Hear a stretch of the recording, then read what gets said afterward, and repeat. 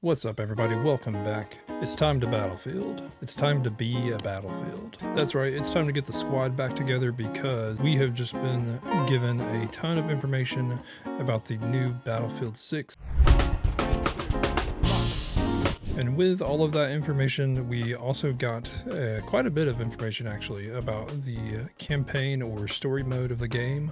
I know many of you that play Battlefield probably are not that big of fans of the story mode or campaign, but if you're like me, I'm sure that some of you probably are. Now, of course, I play Battlefield pretty much only for the multiplayer, but I do enjoy a good campaign and a good story mode. And if you sit down and really pick through some of the details that they're giving us, they've given us quite a bit of information. So that's what we're going to do today. We're going to sit down and pick through some of the details that were mentioned in the reveal trailer.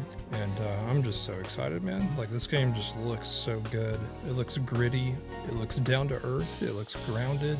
It looks like everything that the community has really been asking for. So I'm really hoping this is going to be a good one.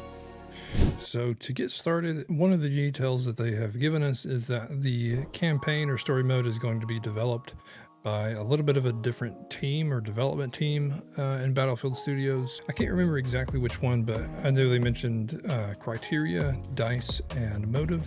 So I'm assuming a combination of probably a lot of these helped develop the campaign, which is nice. You know, you kind of want a team focusing on the campaign, I think, and another team focusing on the multiplayer. I think if you have just one team doing both of them, maybe some of the corners get cut or something like that. So that was good to hear. So in this game, you play in a group or a squad of US Marine Raiders known as Dagger 1-3. We'll get into some more details later about who you play as in this squad.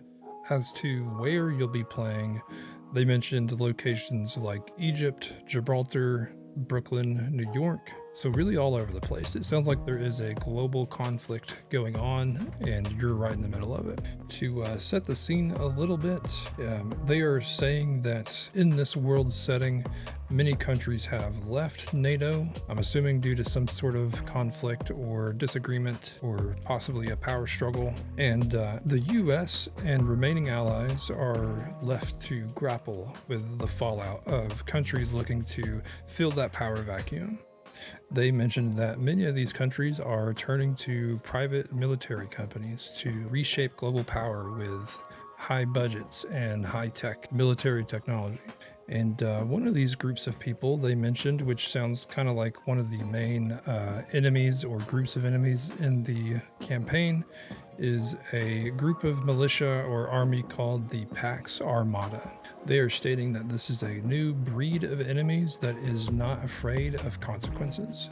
So with the NATO pullout and NATO dwindling and several alliances no longer existing, it sounds like this is going to be the main group of people that's going to try to fill that power vacuum.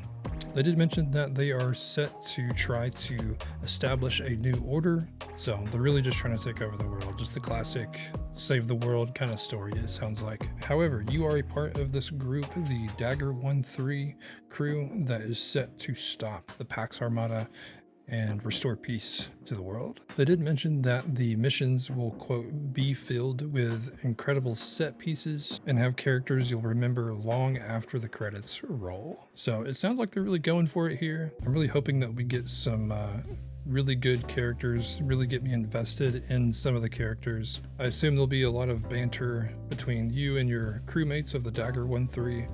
And following up on what I said earlier about your crew, they did confirm and mention that you will be able to play as each member of the Dagger 1-3 crew. So I assume they're going to take us on some different stories and different journeys, kind of maybe similar to how they did in Battlefield 1. I really liked how in Battlefield 1 they kind of took you through each character's story, whereas before in like Battlefield 3 and stuff like that, you were mostly playing as one character in the story, which if you can make it work, you know, that works too. But I did really enjoy the different character representation in Battlefield 1, so I'm excited to see what kind of characters we're going to be able to play as. I'm kind of curious, you know, maybe like one of your squad mates will be a recon and you'll go on a recon mission, I'm sure, and then you have your support character and your engineer and things like that. I just really hope that there's no dogs dying, so please don't break my heart again. I just can't take animal deaths in the games, man. Like, I can kill all the people you want me to in these games, but when a dog dies, it's like I turn into John Wick. In terms of the setting, again, for the game, they did mention there's a lot of gray areas, so, you know, probably a lot of war crimes going on.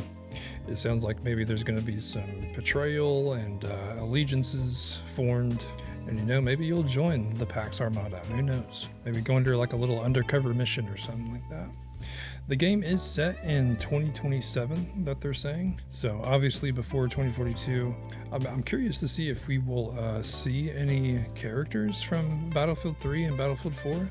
I do know at the end of one of the reveal trailers, you can get a Tombstone pack, which Tombstone is the squad that you played as in Battlefield 3. So obviously you can play as characters from Tombstone in multiplayer. It just kind of makes me think like, will we be able to play as them in the campaign as well? But I don't know, maybe they'll just be dead by now, maybe. I don't remember when Battlefield 3 was taking place. Let's look that up actually. Okay, so Battlefield 3 is set in 2014. So that's 13 years from Battlefield 3. I don't know, maybe. We'll have to see. But, you know, 2027, that's just a couple of years from now. It's 2025 of the time I'm recording this. So, you know, the weapon systems and the technology is probably not going to be as far off as it was in like 2042, but we still will for sure see modern weapons and maybe some a little bit slightly more advanced ones. But, you know, the game just looks so beautiful.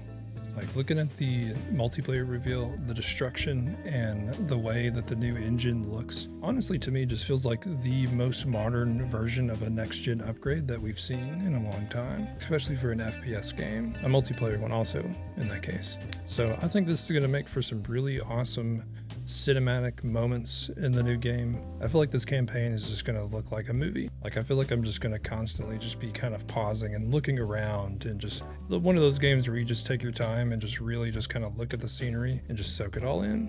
I don't know, and I'm curious to see if you can play co-op or multiplayer in the campaign. I think that would be fun. I don't think it's really necessary, but it would be fun to just squad up with one of your buddies and run through the campaign. We'll have to wait and see. They did mention as the release date gets closer, they are going to release a little bit more details about the campaign. Oh, another character that they showed before I forget is a CIA agent called Agent Mills. I love it.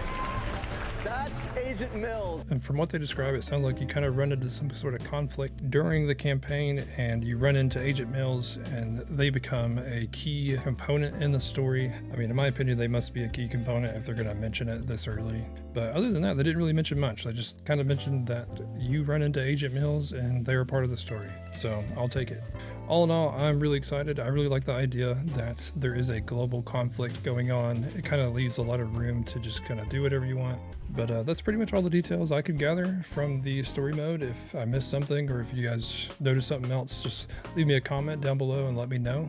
Let me know your thoughts. Are you excited for the story mode? Are you excited for the campaign? Do you even really care about it? I know for one I am. I think in a upcoming video, I'm going to talk about some of the details they gave us about the Battlefield portal, so be on the lookout for that. That's a whole topic for another video, and I can't wait for that as well. So as always, I appreciate your time and thanks for watching.